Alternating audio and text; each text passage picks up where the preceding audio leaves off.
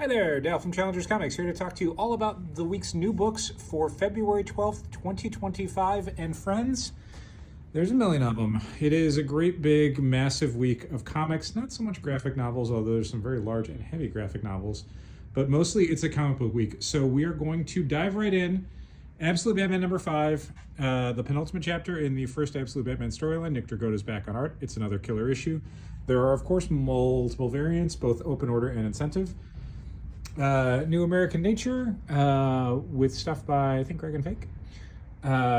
Next issue of Aquaman, we got the Archie Valentine special, a new Batman Hush replica edition, some more Batman stuff. Bronze Faces, which is a new Boom title, worth checking out. Bug Wars, the new Jason Aaron, Mahmoud Asrar. It's like it.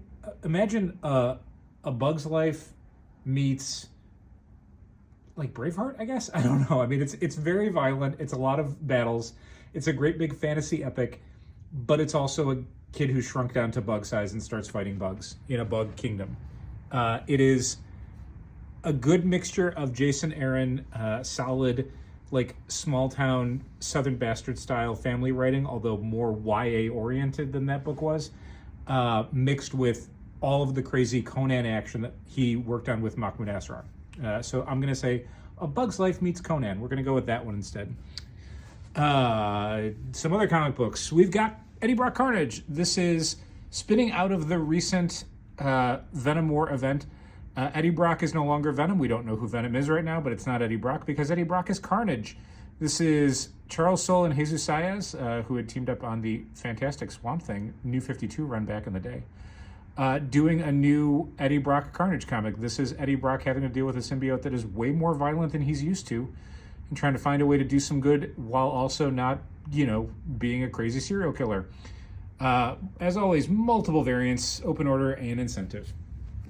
Creepshow Valentine special, new Cyberpunk miniseries, a DC versus Vampires World War V Darkness and Light one-shot.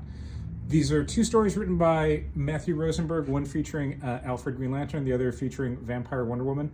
Both really good. They're a little bit smaller in scale than some of the kind of massive stuff we've been dealing with in the current DC versus Vampires miniseries. And definitely worth reading if you're keeping up with that title and that franchise. Deadpool kicks off a multi-issue crossover with the also written by Cody Ziegler Miles Morales book. Deadpool team up. I think this is the final issue, probably the last Rob Liefeld Deadpool thing ever based on things he said recently. Next issue of the Deadpool Wolverine series by Ben Percy and Josh Cassara. A Fantastic Four replica edition for Fantastic Four number 2. The Dick Tracy Valentine special. Some new Image books. Green Lantern Corps number 1. This is written by Jeremy Adams, who's writing the Green Lantern book, but these are all of the non-Hal Jordan Green Lanterns. If you've been reading Green Lantern, you've known that the cast has ballooned to include almost every Green Lantern who is ever on Oa. Well, that's not going to work for a monthly Hal Jordan book, so they're going to be getting their own title. This includes Joe from Far Sector, Jessica Cruz and Simon Baz from back in the Jeff Johns days, classic, everyone's favorite Green Lantern, Kyle Rayner, and John Stewart and Guy Gardner. Good cast, definitely worth it if you are into the Green Lantern stuff. Hive number 1, this is the second of 2 inexplicably insect-titled Image books. This one, unlike Bug Wars, is very much not YA. It is very mature readers, very violent, pretty sexual. It is also very hard to describe. It's kind of a crime comic, but it's also like a weird supernatural superpower thing. It's very, very hard to describe. I think it's worth checking out, though. It was an interesting first issue. I think I'm going to see where it goes.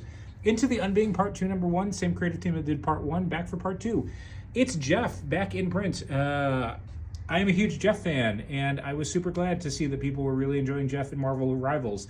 Then I was super unhappy to learn that a lot of speculators were just snapping up the few remaining It's Jeff comics that were on the stands in order to flip them to those same Rivals fans at an inflated cost. I'm very, very happy to find out that Marvel went back to press on the 2 It's Jeff comics to make them available for all those new Rivals fans without having to pay through the nose to speculators and scalpers. It's bad. It's real bad. But these comics are great, and they're also cover price. It's Jeff, and the second season of It's Jeff Comics, It's Jeff, the Jeffverse. Got a new printing of Lucky Devils #1, although we still have the first print of Lucky Devils #1, including a bunch of signed copies by 3 of the creators, in case you missed it. Lucky Devils #2 is out. You got your regular cover by Ryan Brown, who's fantastic, and a B cover by James Herron, who's equally fantastic. Hey, and you can get that James Herron cover in a foil cover as a 1 in 25 variant. New issue of Magic. Speaking of Marvel Rivals, boy, this is killing my throat. Bunch of variant covers. Marvel Mutts, the Mackenzie Cadenhead, Takeshi Miyazawa Marvel Unlimited strip. Their first season is getting collected in a nice comic book edition. I love Takeshi Miyazawa. I love all the Marvel pets. This is, if you like the It's Jeff stuff, you would like this. It is fantastic stuff. Mine is a Long Lonesome Title. Sorry, Grave. Mine is a Long Lonesome Grave. This is a new crime series, small town Appalachian Mountain style crime series with witchcraft. Check it out. Next issue of Moon is following us, the first of 2 Daniel Warren Johnson comics that we got this week. New Moon Knight, including a 1 in 25 variant. One World Under Doom. This is the big Marvel book for the month, maybe the season. Ryan North, R.B. Silva. Page 1, Doctor Doom takes over the world. This thing is still going to run for like 6 or 7 months. So imagine how insane this story is going to get when the start of the story is Doctor Doom already won and took over the world. A bunch of cool variants. John Tyler Christopher Negative Space. We got a Mike Mignola Hidden Gem. Rose Besh. A couple incentive covers. New issue of Psylocke. Some Spider stuff, including A Amazing Spider-Man.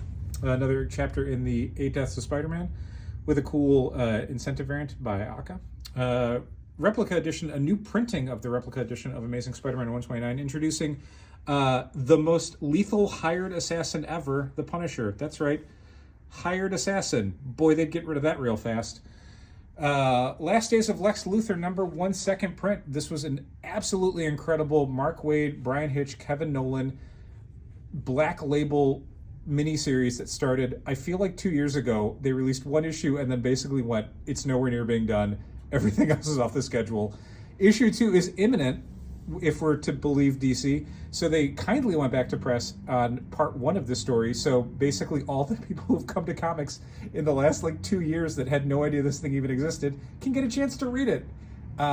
It's outstanding. If you're liking what Mark Waid's been doing recently at DC, this is him working outside the constraints of continuity with Brian Hitch doing some of his most epic widescreen stuff ever. This has such a killer hook to it. Lex Luthor is dying and wants Superman to save him. Will Superman save the life of his greatest enemy? Action Comics has its new issue, bunch of covers. New Immortal Thor. We got the second of 2 Daniel Warren Johnson comics this week. This is Transformers by Daniel Warren Johnson and Jorge Corona, with the requisite million covers. New issue of All New Venom, as we continue to try and figure out which of 4 potential characters is the All New Venom. Final issue of the current Where Monsters Lie series, Cul-de-sac. New issue of X-Men with, hey, a Magic variant and some other stuff. For graphic novels, new Hilo book. We got a bunch of either reprints of stuff or new printings of stuff or classic collections. Classic collections, more classic collections. The Garth Ennis Punisher Kills the Marvel Universe back in print if you never read it. Killer Be Killed in a giant, thick compendium edition, no longer needing to track down 4 separate volumes of my favorite Ed Brubaker, Sean Phillips series. You can now get it in one big book. Speaking of big books, Conan the Colossal Edition in a John Buscema and, inexplicably, a Jim Lee cover. This, despite a Jim Lee cover, really doesn't feature, I don't think, any Jim Lee art on the inside. He did do some Conan covers for Marvel back in the day. This one, I believe, is more devoted to John Buscema and Barry Windsor Smith and guys like that who were doing some of the classic stuff in the 70s and maybe early 80s. Not so much, Jim Lee covers. But anyway, huge week of stuff. Holy God, this thing's run for 9 minutes. And I didn't even mention the fact that we do have our store-wide sale still going on. I showed you all this stuff. That's not on sale. How about all of this stuff that is on sale? Our store-wide sale runs through 6 p.m. Central Time, Thursday night, February 13th. Everything that's not new this week, on hold or previously discounted, or a gift card, is 25% off. And that's good in-store and online. If for any reason you can't make it out to Challengers before 6 p.m. Central Time, Thursday, February 13th, our website runs all the time. You can order any minute of the day up until February 13th at 6 p.m. Central Time and get the discount. You can order stuff for local pickup. You can order stuff for shipping. We are shipping out a million things. It's crazy. I love it, though. I love people getting books. I love people getting stuff that they're excited about at a lower price. That sale ends very, very soon. If you made it to the end of this video, thank you so much for watching. Keep reading comics.